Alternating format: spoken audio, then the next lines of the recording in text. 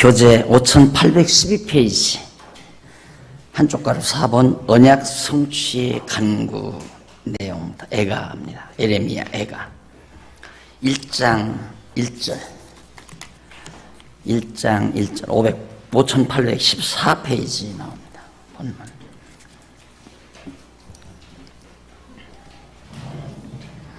슬프다 이 성이여 본래는 거민이 많더니 이제는 어찌 그리 적막히 앉았는고 본래는 열국 중에 크던 자가 이제는 과부 같고 본래는 열방 중에 공주 되었던 자가 이제는 조공 드리는 자가 되었도다. 1절 한절 슬픈 노래입니다. 애가란 말은 슬프랬자 노래같자. 예루살렘이 망하는 것을 보고 예레미야가 아주 슬퍼 노래하는 이 노래가 하나님 앞에 드리는 간구로 이렇게 망한 예루살렘 하나님께서 긍휼히 보셔서 회복해 주시라는 그런 간구가 되겠죠. 언약 성취, 언약대로 반드시 예루살렘 성을 회복시켜 주셔야 됩니다 하면서 눈물로 하나님 앞에 울며 슬퍼하며 간구하는 그런 내용이 예레미야 애가에 담겨져 있습니다. 자, 그러면 우선 1절로 11절에 보면 물론 이런 언약 회복해 준다는 언약 내용도 대적을 멸하고 원수 갚아준다는 그런 언약 내용도 신명기에 다 모세를 통해서 언약한 내용이라는 것 14페이지 본문 나오기 전에 소개되죠.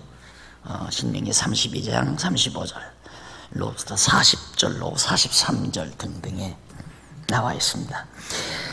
자, 그러면 1절로 11절에 보면 14페이지 패망한 모습과 그 까닭을 진술하며 살피시기를 간구합니다. 예루살렘이 완전히 패망한 모습, 그 패망했을 때 그 모습을 이제 열거하면서 그 까닭이 뭔가, 왜 이렇게 패망을 했는가, 그 까닭을 하나하나 말하면서 하나님 살펴주십시오, 긍휼히 여겨주십시오 라고 하는 그런 내용이죠. 자, 그래서 슬프다 이 성이여 예루살렘 성이여 본래는 망하기 전에는 거민이 많더니 얼마나 많은 거민들이 여기에 살았는가 이제는 어찌 그리 적막히 있는고 적막히 앉아 있는 건데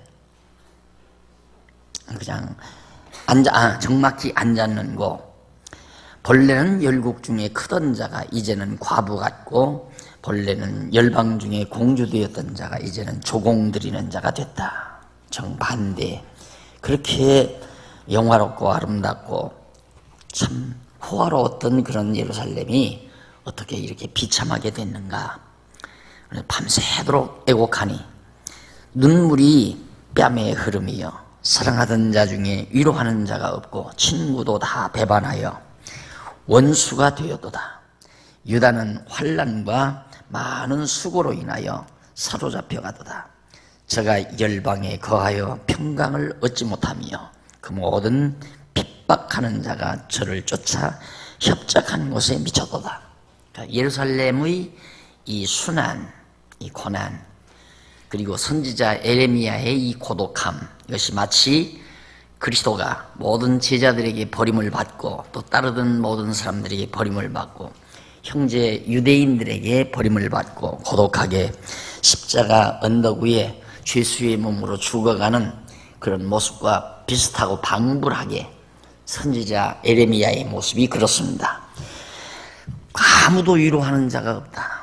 너무도 슬프고 밤새껏 울고 뺨에 눈물이 흐르면서 했지만은 과거에 사랑한다고 하는 사람들까지라도 위로하는 자가 아무도 없이 다 친구도 배반해버리고 말더라. 다 원수가 되고 말았다. 그러니까 아주 예레미야도 고독하게 됐고 예루살렘도 다 적막강살이 돼버리고 말았다. 4절 시온의 도로가 청량함이여 절기에 나아가는 사람이 없음이로다. 과거에는 절기만 되면 예루살렘 길거리가 막 쫙 많은 백성들이 하나님 앞에 절기 지키기 위해서 모여드는 그런 무리들이 있었는데 이제는 예루살렘이 다 망하고 나니까 그런 것도 없다 이 말이죠.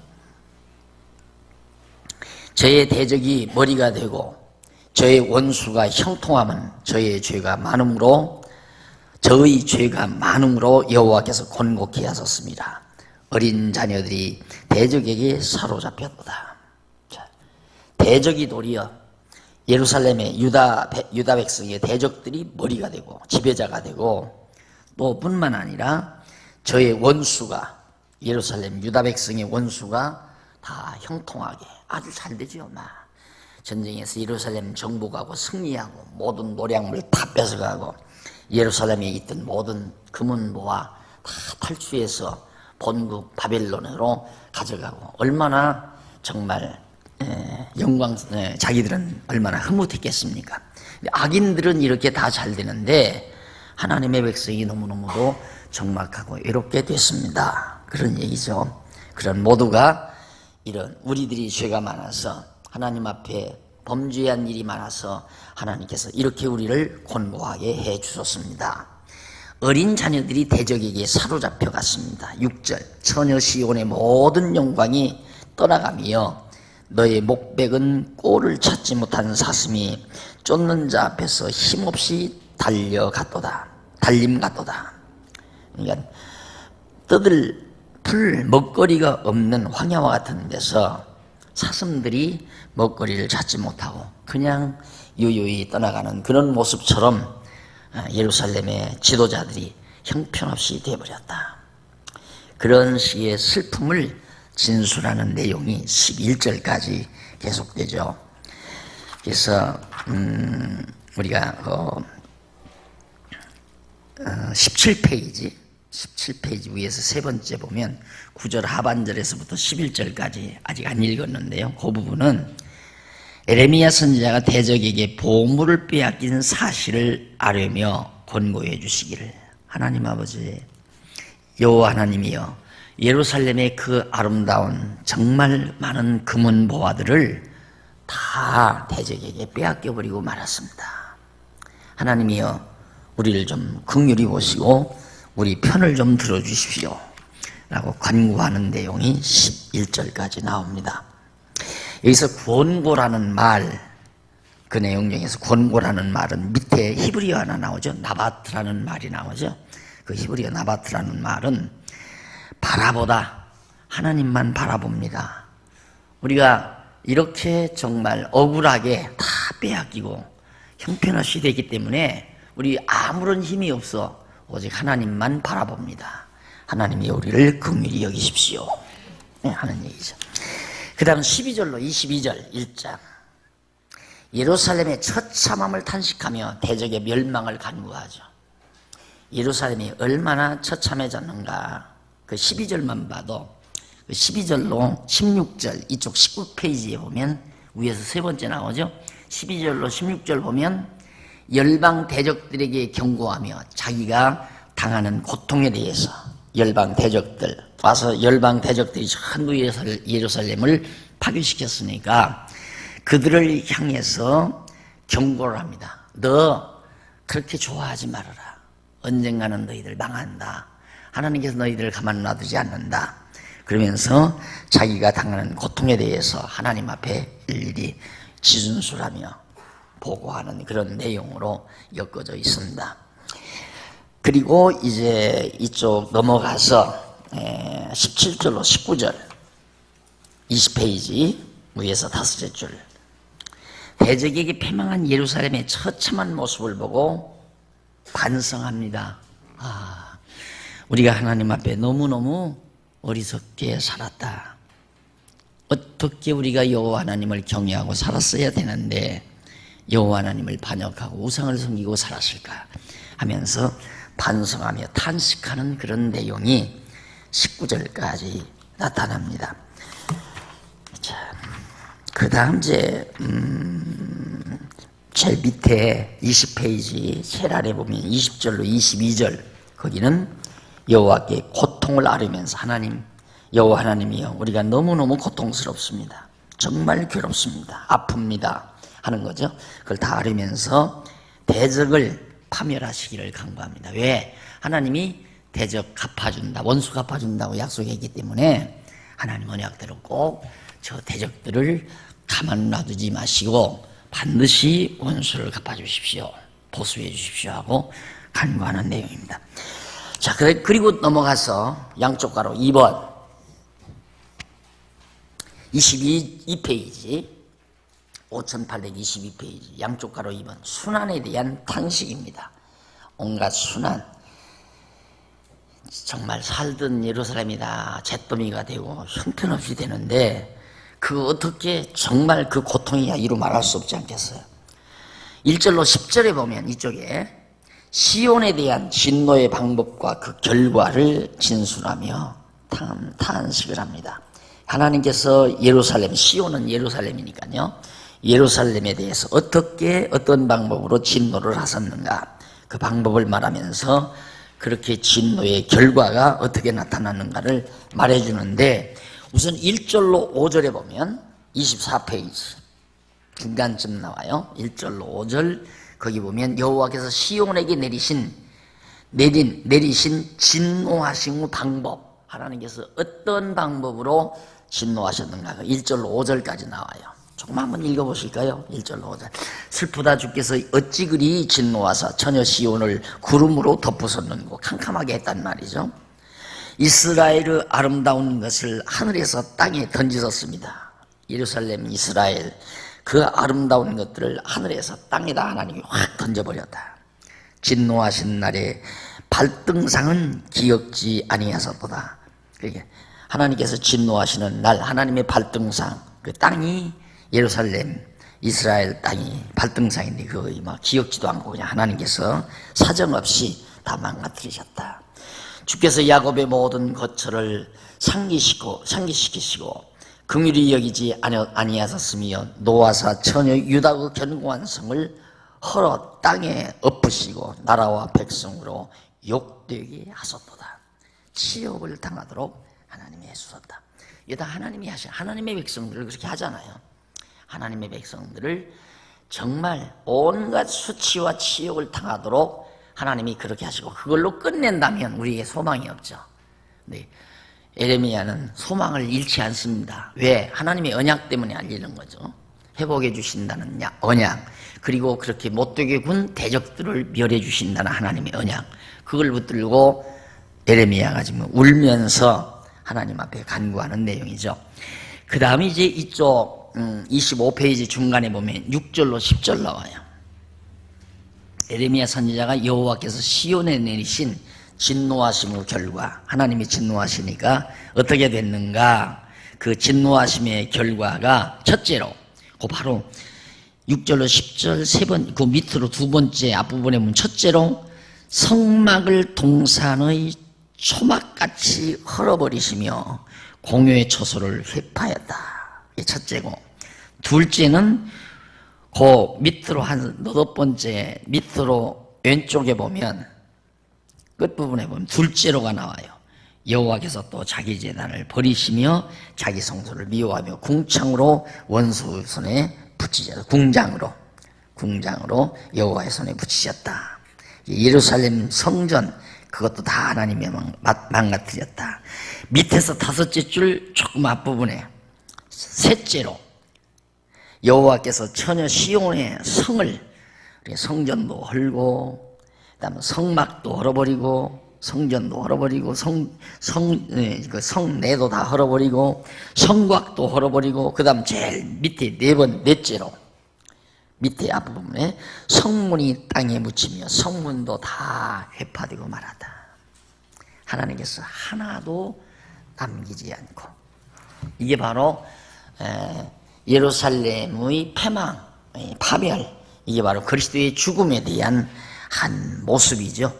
죽음의 예수 그리스도의. 그래서 그 밑에 11절로 19절, 제2장 11절 19절 본문 나오기 우쪽으로 다섯째 줄 앞부분에 보면, 위에서 줄 바꾼 데서 네 번째 줄 앞부분에 보면 이러한 진술과 탄식은 여호와의 영원한 작정 섭리에 기초한 언약의 바탕을 두고 있으며 그 언약 성취 결과는 택한 백성을 대신하여 고난을 받으실 메시아에 대한 언약의 말씀을 내포하고 있을 뿐만 아니라 예루살렘을 대적의 손에 부지시는 하나님이 언약대로 이루시는 여호와이심을 백성으로 깨달아 알고 경외케 하시려는 거다. 이 신학적 해석이죠.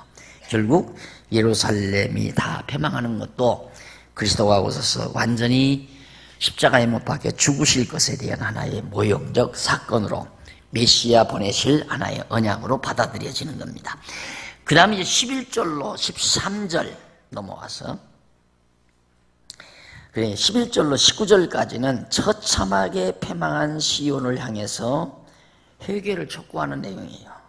하나님이 이렇게 처참하게 예루살렘을 패망시켰는데 이제 우리들은 하나님 앞에 회개하자. 그러면서 선지자 에레미야가 백성에게 하나님께로 돌아가기를 촉구하는 그런 내용들로 엮어져 있습니다. 자, 그리고 넘어가서 2장 20절로 22절 30페이지. 여호와의 진노의 대상과 방법에 대해서 누구에게 어떤 방법으로 여호와께서 진노했는가, 그걸 하나님 앞에 아뢰면서 탄식하는 내용이 거기 나오는데, 진노의 대상에서 첫째로 진노의 대상, 여인들이 어찌 자기 열매 곧 손에 받던 아이를 먹어오며, 참 비참하죠. 그냥 본문 읽어보십시다. 20절. 여호와여 감찰하소서, 누이게 이같이 행하셨는지요. 여인들이 어찌 자기 열매 곧, 여인들이 아이를 낳아서 품에 안은 아이를 그냥 죽지 않으려고, 굶어 죽지 아니하려고 아이를 먹는, 얼마나 비참한가를 알 수 있죠. 이북에서도 그런 일이 있다는 소식을 들었죠. 아기를 먹는, 자기 자식을 먹는 그런 거 보면 인간이 얼마나 정말 잔인한가도 알 수 있죠. 그런 걸 보면 지금 우리들은 이런 상태에서는 어떻게 그럴 수가 있을까, 굶어 죽으면 굶어 죽지. 그런데 그 경지에 가면 그렇게 되나 봐요.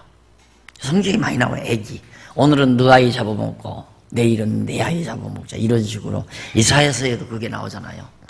그렇게 하나님이 정말 참 몰인정하게 그렇게까지 제사장들과 선지자들이 어찌 주의 성소에서 살육을 당하오며, 하나님의 거룩한 성전에서 막 죽임을 당하고, 노유, 늙은이나 어린아이들이나 다 길바닥에 엎드러져 싸우니 애기도 죽고 노인들도 죽고. 원래 지금 전쟁은 노인이나 애기는 안 죽이잖아요. 그런데 얼마나 잔인하게 대적들이 와서 죽이면 노인도 죽이고 애기도 죽이고 부녀자도 죽이고. 원래 이제 전쟁을 하면 군인만 살짝 죽이거나 포로 잡거나 그러지, 노인이나 여자나 아이들은 살려주잖아요, 그대로. 근데 여기는 그것도 없다고 말이에요. 그 다음, 주께서 진노하신 날에 죽으시되 긍휼히 여기지 아니하시고 죽이시되 긍휼히 여기지 않고 살육하셨나이다. 살육은 사실상 바벨론 군대들이 와서 살육했는데 예레미야 선지자는 하나님께서 그렇게 살육 다 하셨습니다. 22절, 주께서 내 두려운 일을 사방에서 부르시기를 절기에 무리를 부름같이 하셨나이다. 그러니까 내 두려운 일을, 그러니까 군대들이죠. 이방 군대들, 대적들을 하나님이 불러들이는데 막 사방에서 모여와가지고 그렇게 해서 다 이스라엘, 예루살렘이 패망하도록 그렇게 했습니다. 내 손에 받들어 기르는 자를 내 원수가 다 멸하였나이다. 내 자녀들. 마지막 끝부분에, 끝절에 나오죠. 그 다음 3장 넘어갑니다. 3장 1절로 18절, 이쪽 31페이지. 고난당하도록 진노하신 방법과 결과를 진술하며 탄식합니다. 고난을 당하도록 하나님이 진노하신 방법, 어떻게 진노하셨는가, 그 진노하신 결과는 또 어떻게 됐는가를 예레미야가 다 이 얘기를 하나님 앞에 아뢰면서. 기도 길게 하는 거 어렵지 않죠. 내가 당하고 있는 고난 다 하나님 앞에 아뢰니다. 나 이렇습니다. 우리들 우울한 일 당하면 친구 만나서 원정하잖아요. 친구한테 원정할 거 없습니다. 원정하고 싶으면 눈 감고 하나님 앞에 엎드려서 하나하나 다 원정. 이게 지금 에레미야의 기도가 그런 식이거든요. 간단하게 하려면 아멘 할렐루야 아멘 해도 되지만 뭐 기도를 꼭 막 한 2시간 하고 싶다 하면 공연히 친구 불러내가지고 커피값 들고 앉아서 노닥대는 것보다 조용히 나 혼자서 어디 계곡이나 아니면 조용한 초소 골방에 들어가서 몇 시간이고 앉아서 요 에레미야처럼 한없이 울면서 하나님 앞에 다 원정을 하는 그게 기도죠. 사실상 그런 것들이. 그 다음 이제 넘어가서 양쪽 가로 3번 34페이지 나옵니다. 심판에 대한 간구입니다. 하나님 심판해 주십시오. 이건 물론 이 심판은 우리는 회복해 주시고 대적들은 멸해 주십시오 하는 거죠. 그에 대한 간구 내용이 3장 19절로부터 66절까지 나와요. 그럼 19절로 39절까지는 이쪽 35페이지 간구하면서 하나님 앞에 간구하면서 회복을 바라며 어서 예루살렘을 회복시키는 걸 바라면서 대적 원수들을 벌받을 것을 하나님 앞에 다 원수들은 반드시 망한다. 왜? 하나님께서 언약하셨으니까. 다 아시겠죠? 흐름은. 그 내용은 일일이 읽으시면 쉬운 거고요. 그 줄기만 정리하고 넘어가십시다. 40절로 54절 38페이지 나와요. 회개를 촉구하고 진노에 의한 고통을 호소합니다. 백성들에게 이제 돌이키자. 우리가 여호와를 배반하고 우상을 섬기던 지난날의 생활을 우리 고치자. 그러면서 진노에 의한 고통, 우리가 지금 얼마나 정말 견디기 어려운 고통을 우리가 당하고 있는가, 그걸 하나님 앞에 탄식하며 호소하는 내용입니다. 55절로 66절 40페이지 주의 이름을 부르며 언약대로 대적들의 심판을 간구합니다. 거기 주님의 이름, 주의 이름은 여호와지요. 여호와의 이름, 언약대로 부르시는 그 여호와라고 하는 이름을 부르면서 언약대로 대적들을, 여호와 하나님께서 언약하셨으니까 언약대로 대적들을 반드시 심판해달라는 그런 간구 내용이 66절까지 나타납니다. 거기 조금 한번 보십시다. 55절 본문 41페이지 여호와여, 이 말이죠. 여호와여. 내가 그러잖아요. 여호와여, 이 한마디만 해도 기도가 충분히 된다. 언약대로 이루시는 분이여, 이 말이거든요. 이런 의미를 이런 분의 이름이 여호와란 말입니다. 그러니까 여호와여라고 하는 이 호칭 자체 속에는 우리들의 모든 기도가 다 담겨 있다고 할 수 있죠. 그래서 55절에도 여호와여 그런 내용이 나오고, 그 다음 조금 내려가다가 보면 또 여호와여가 나와요. 59절에도 여호와여 나오죠. 59절에도 여호와여. 그 다음 이제 64절에도 여호와여 그렇게 나오고, 그래서 여호와의 이름을 부르면서 언약대로, 하나님 언약대로 원수들을 다 갚아주십시오, 그 말이죠. 그 다음 이제 원수만 갚는 게 아니라 4장에서 5장까지는 43페이지 회복에 대한 간구입니다. 예루살렘 다시 언약대로 회복해 주십시오 하는 간구가 4장에서 5장까지 나오는데, 우선 4장 1절로 10절에 보면 44페이지에 나오죠. 존귀하고 부유하던 백성을 기근으로 멸하신다고 탄식을 합니다. 존귀하고 부유하던 백성을 기근으로 멸하신다. 아까 자기 아이를 양식을 삼을 정도까지 하나님께서 백성들에게 기근, 배고픔을 주시는, 그렇게 해서 멸하신다. 그 다음 넘어가서 11절로 16절 불의한 시온의 지도자들이 이방인의 천대받음을 탄식합니다. 불의한 시온의 지도자들이 이방인의 천대받음. 이 시온, 예루살렘 유다 백성들의 지도자들이 백성들을 제대로 잘 지도했으면 백성들이 여호와 하나님 거역 안 하죠. 그죠? 잘못 지도하니까 우상 섬기고 하나님 배반하고, 그렇게 해서 그렇게 하다 보니까 도리어 이방 사람들에게 유다 지도자들이 천대를 받는다. 사실 우리가 편안하게 잠자고 밥 잘 먹고 사는 거, 우린 그걸 그냥 당연하게 생각하고 사는 경우가 많거든요. 사실 당연하게 생각하죠. 밥 먹는 게 뭐 그렇게 특별해. 배고프면 밥 먹고 잠들면 잠자고, 잠잘 때 있고 밥 먹을 거 있는 거 당연하지.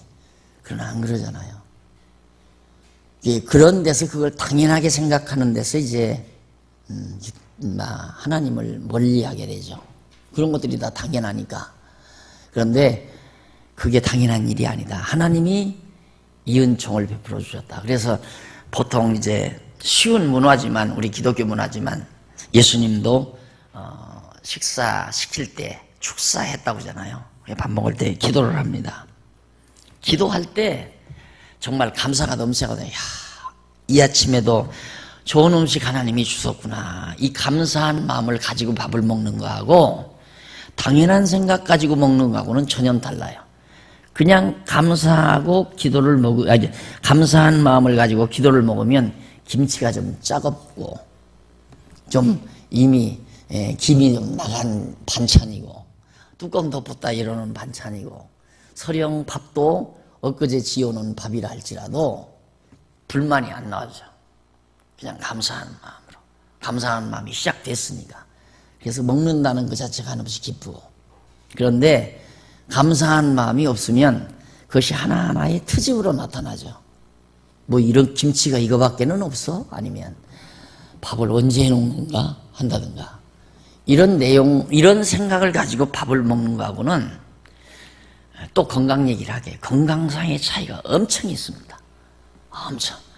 찬밥을 먹어도 감사한 마음 가지고 먹으면 몸에 필요한 영양가가 몇 배나 더 흡수가 되는 거지만 아무리 따뜻한 밥 금방 좋은 쌀로 따뜻한 밥 금방 해서 따끈따끈한 밥을 맛있는 찬을 해서 먹어도 감사한 마음 없이 당연한 마음으로 먹는 거하고는 비교가 안 되죠. 그래서 우리가 이 식기도라는 것도 참 중요합니다. 참으로 중요하죠. 뭐 식사뿐만 아닙니다. 모든 것 시작할 때 그래 우리 기도로 하잖아요. 회의를 시작해도 기도로, 뭘 하든지 기도하는 마음으로 시작을 하고 기도로 끝내고 이런 건데 그게 정말 참 좋은 문화예요. 하나님을 잊어버리지 않는 하나님의 은혜에 대해서 감사하는 마음. 오늘 또 목사님들한테 내가 들은 얘기인데 우리 인간에게서 우리 이 생기를 북돋우는 모든 기능, 특히 뭐 엔돌핀이라는 거 잘 알잖아요. 엔돌핀, 아이돌핀, 내가 그 정도 얘기죠. 이런 것들이 가장 많이 나타나는 게 감사함, 용서, 너그러움, 그리고 기쁨. 이게 엄청, 그런데 반대로 시기, 질투, 탐욕, 평균치에서 뚝 떨어진다고 그래요. 평균치에서 확 떨어져 버린다. 그런데 감사, 기쁨, 용서, 평안 이런 것들은 평균치에서 월등하게 팍 올라가 버리고요. 이건 너무 분명한 겁니다. 하나님이 그렇게 우리를 만들어 놨어요. 그래서 우리로 하여금 자꾸 감사하며 살도록. 그러니까 하나님이 우리한테 감사하면 하나님이 기분 좋아서 감사하게 하는 줄 알아요. 그건 우리 인간이죠. 예를 들어서 영절대가 됐다. 후배가 찾아와서요. 선배님 지난 한 해 동안 감사합니다. 기분 좋죠, 인간은. 하나님은 그래서 감사하라는 게 아니에요. 하나님은 우리가 하나님께 감사하면 하나님이 기분 좋은 게 아니라 우리를 행복하게 좋게 살게 하시려고 감사한 조건을 자꾸 하나님이 만들어주는 거죠. 예? 이게 탕자가 아버지 밑에 살면 뭐예요? 항상 불만이죠. 또 아버지가 뭐 이렇게 막 강압적으로 또 이러신다. 어떻게 하면 좀 아버지 품 떠나서 하나. 이렇게 이놈 살면 그는 벌써 암병 걸려서 죽었을 거예요. 그 탕자는. 항상 불만이 있으니까. 그러니까 하나님께서 그러면 아버지가 그러니까 너 나가라. 나가서 한번 살아봐라. 왜? 감사한 아들, 감사하며 사는 아들 만들기 위해서. 나갔다 돌아오니까 아버지가 최고 아니에요. 모든 만사가 다 아버지 사랑 느끼고 아버지가 고맙고 감사하고 여기에서 정말 참 멋있는 아들이 되죠. 하나님이 우리를 그렇게 만들려는 거예요. 우리가 하나님 앞에 감사하는 하나님이 뭐가 유익하겠습니까? 하나님은 스스로 자충족하신 분인데.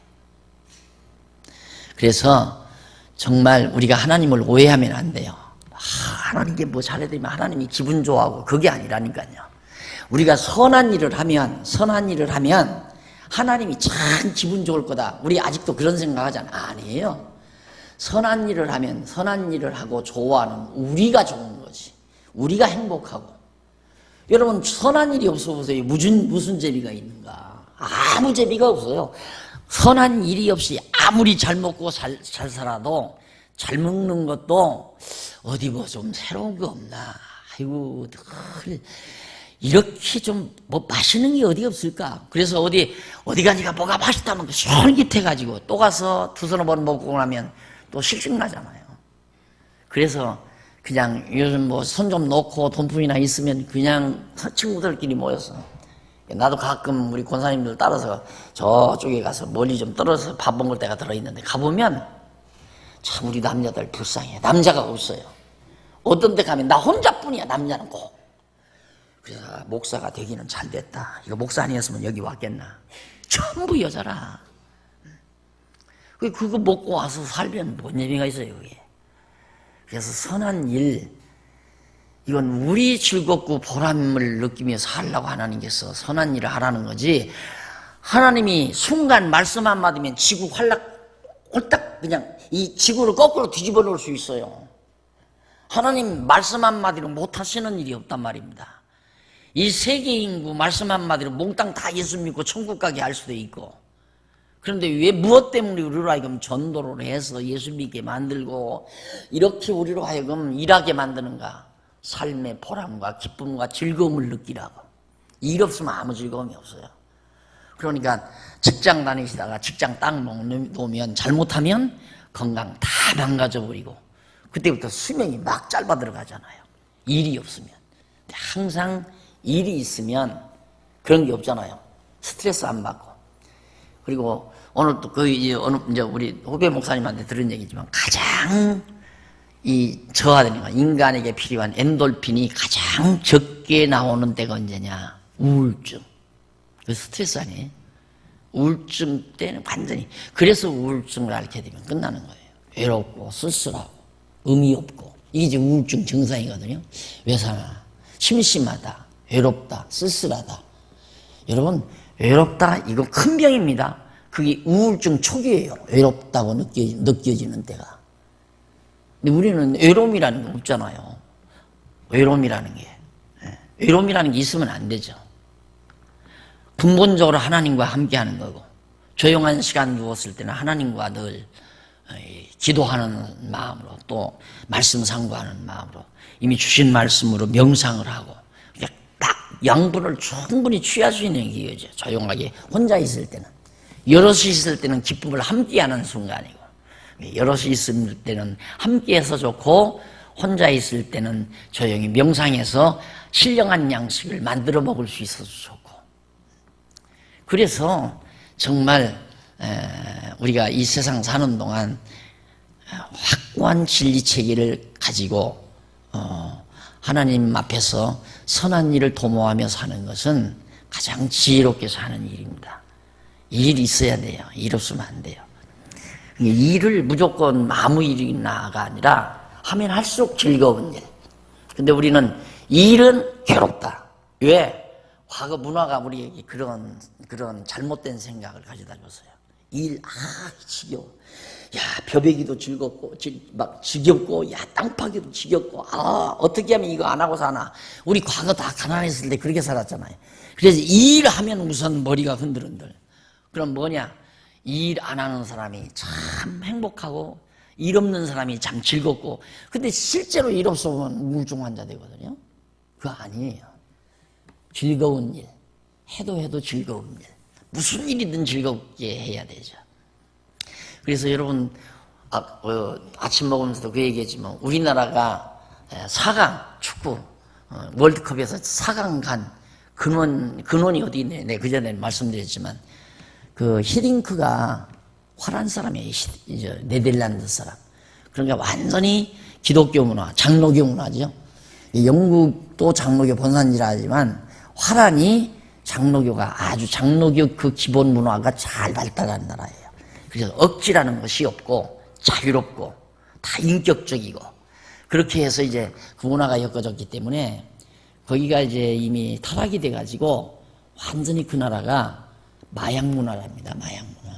마약 문화인데 교회는 그 젊은이들도 교회는 그 마약 문화를 이기고 당당하게 살아가는 그런 소박한 교회들이 있다는 거예요. 그 교회는 아주 건전하답니다. 그런데 그런 문화 풍토에서 살아온 분이기 때문에 축구 선수들을 뭐 코치 다른 거 아니잖아요. 즐겁게 해라. 즐겨라. 그냥 축구를 즐겨라. 결국은 그게 이제 히딩크가 지도하는 지도 이념이었는데 그러다 보니까 선수들이 위축이 안 되잖아요. 그런데 우리나라 코치들 같은 사람은 예를 들어서 헛발질해서 큰 실수를 했다.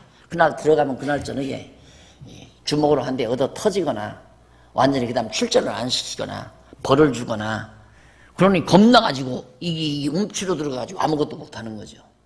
애기 양육도 똑같아요. 애기들 양육도. 그래서 자꾸 칭찬하라고 그러잖아요. 그런데 나쁜 짓 해도 자꾸 칭찬한다? 이거 문제란 말입니다. 그럼 나쁜 짓을 왜 하는가? 엄마 아버지한테 보았으니까 하는 거죠. 엄마 아버지가 보고 보는 거 보고 배우는가? 내가 그랬잖아요. 엄마 아버지는 담배 피면서 어렸을부터 나도 저거 피면 되겠구나. 이거 뇌리에 다 입력된 거예요.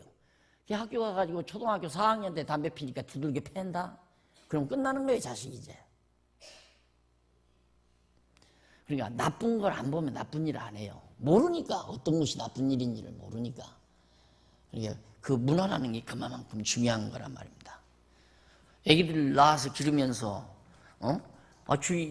어렸을 때야 뭐 일요일 날 가는지 화요일 날 가는지 모르죠. 교회 가는 걸.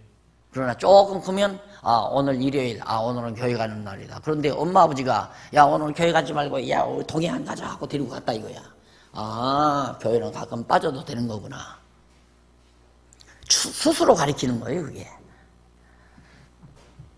이한이 얘기해서 안 됐지만 가면서 뭐라고 하냐. 주일날 가면서 뭐라고 하냐. 할아버지 화요일 날 봐요. 그러고 간다. 화요일 날 봐요. 화요일 날 온다 이거야. 이게 화요일하고 일요일 날 교회 오는 줄 알아요. 그게 교육이에요, 그게. 그런 문화로 어려서부터 그렇게 길러놓으면 누가 가르쳐서 하나요? 화요일은 성도대학 가고, 주일날은 와서 유아부 가고, 이렇게 이제 공부하면서 좋은, 그러다가 그거 아닌 것 배우면, 그건 아니야. 그건 잘못된 거야. 남들이 이제 예를 들어서 그렇게 하게 되면. 누가, 아빠는 왜 담배 안 피워? 그러면, 그건 나쁜 거란다. 아빠가 담배 안 피는 걸 보고 아이가 물을 거 아니에요. 아빠, 내 친구 아무개 아빠는 담배 피던데 왜 아빠는 담배 안 피워? 그러면 그건 참 건강에도 나쁜 거고 안 좋은 거야. 그러면 그렇구나. 교육을 그렇게 자유롭게 애기들이 의문 갔을 때 의문 나는 걸 똑똑하게 일러주고 그러면서 이제 양육을 해야 되거든요. 그런데 정말 하나님 앞에서 좋은 환경, 좋은 여건 줬을 때 우리가 그렇게 아름답게 하나님을 경외하며 살아야 되는데 당연한 걸로 다 받아들이니까 시온 지도자들이 그런 거 아니에요. 잘 먹고 잘 살게 되니까 완전히 하나님 다 잊어버리고 우상을 섬기거나 말거나 백성들이 뭘 하거나 하나 지도도 안 하고 그러다 보니까 다 하나님 잊어버리고 살다 보니까 하나님께서 완전히 이방인에게 내바뀌어가지고 천대받게 한 거죠. 17절로 22절 48페이지 여기 보면 시온의 진노는 끝내시고 에돔에 벌을 내리심을 예언합니다. 앞으로 하나님께서 예루살렘의 진노는 끝내고 그 다음 에돔에 벌을 내린다. 에돔은 밑에 예루살렘 밑에 지역에 에돔 에서 족속들이 사는 땅이죠. 그 에돔 족속들에게 하나님이 왜? 이유가 있어요.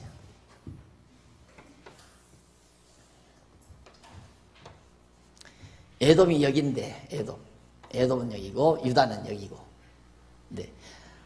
이게 에돔은 에서의 후손이고 유다 자손은 야곱의 후손 아니에요. 큰 질투가 나는 거죠. 희생 질투. 왜? 너무너무 후화롭고 잘 사니까 쟤들은 완전히 돌바의 틈, 전쟁이나 그러니까 전쟁이나 하고 사는 인간들이에요. 그러니까 늘 정말 불안하고 그러니까 늘 미워하다가 바벨론이 와서 이걸 딱 치니까 얼마나 좋겠어요. 막 좋아하고 즐거워했다 이 말이다. 그러니까 예루살렘이 망하는 걸 즐거워해 하나님께서 우리에게는 진노는 끝내시고 여기다가 벌을 내리십시오.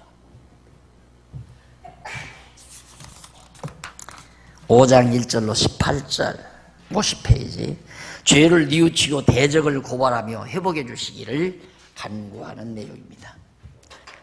당연히 탕자가 돼지우리에 가서 아버지 집에는 먹을 것도 많고 잠잘 곳도 많고 내가 공연히 아버지를 나왔구나 이렇게 이제 반성을 하잖아요. 예. 결국 이렇게 어렵게 되니까요. 그때야. 그러니까 우리 세대는 참 좋아요. 배고파 봤으니까. 배고픈 때를 살아봤기 때문에 지금은 찬밥도 참 고맙잖아요. 찬밥도 감사하고, 예? 보리밥도 감사하고. 왜? 우리 어렸을 때 외정시대에는 보리밥도 못 먹었으니까.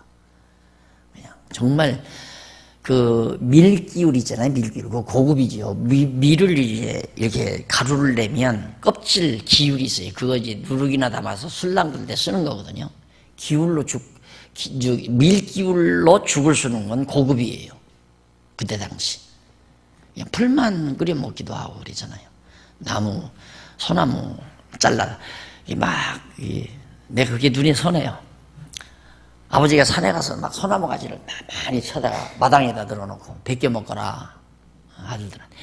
정말, 우리만 그런 게 아니라 다 그러니까. 그러나 날 들어가면 푸토하고 죽을 것 같아. 지금 그러라면. 지금 아이들 먹일 거 없어가지고 내가 산에 가서 나무를 꺾다가 야, 너 이 나무 껍질이라도 벗겨 먹으면 죽어버리지. 그걸 같이 동반 자살해버리 어떻게 살겠어요. 그러나 그때는 문화가 다 그러니까. 한 집만 그러는 게 아니고. 그러니까 아버지도 나 같으면 그거 하고 뒷뜰에 가서 펑펑 울겠던데, 지금 같으면. 우리 같으면 그러죠. 아이들 먹여 살지를 못하고 직장 들어 아무것도 없으니까 산에 가서 나무 꺾어다 놓고 나무 껍질 몇 개 먹거라 해놓고, 예? 뒷뜰에 가서 자식들 안 보게 대성 통곡할 거 아니에요. 우리가 마비가 돼 있다니까. 그런 것들을 생각을 해야 돼요, 우리는. 우리 젊은 세대들은 그거 모르잖아요. 그래서 젊은 세대들이 불행한 것이 많습니다. 젊은 세대들은 기쁨을 몰라요. 밥을 먹어도 별로 기쁘지 않고 좋은 음식도 별로 기쁘지 않고 안 먹어서 살 빼는 게 제일 기쁘고. 참 세상 이상한 짓을 얼마나 한 거야.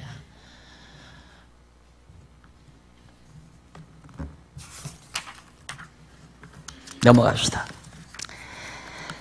자, 결국은 이제 최종적으로 이제 에가스를 정리를 해봐야죠. 정리를 해보는데 어디서부터 하면 되느냐면 53페이지 5853페이지 한번 보십시다. 거기 보시면 첫 줄바꾼데 나오죠. 이상과 같이 여호와 하나님께서는 에레미야 선지자로 멸하심을 탄식하며 회복해 주시기를 간구하도록 섭리하셨다. 에레미야 선지자는 존귀하고 부유하던 백성을 기근으로 멸하신다고 탄식하며 불의한 시온의 지도자들이 이방에 천대받음을 탄식했다. 그리고 시온의 진노는 끝내시고 에돔에게 벌을 내리심을 경고하면서 죄를 뉘우치고 대적을 고발하며 회복해 주시기를 간구했다. 여기까지가 에레미야 에가서를 간략하게 요약해서 요약 정리해 드린 거예요. 간략하게 중심 내용을 간추려가지고. 그럼 이러한 탄식과 간구, 이게 에레미야 에가서 전체 이 탄식과 간구는 이미 여호와 하나님께서 영원한 작정 섭리에 따라서 그렇게 다 되신 것이다. 되신 건데, 일찍이 여호와 하나님께서 모세를 통하여 이스라엘 자손에게 장차 대적의 손에 붙여 열방으로 흩으신 백성을 고토로 돌아오게 하신다고 언약하신 사실이 레위기 26장 40절 45절 신명기 30장 1절로 10절에 이미 예언되어 있다 이 말이죠.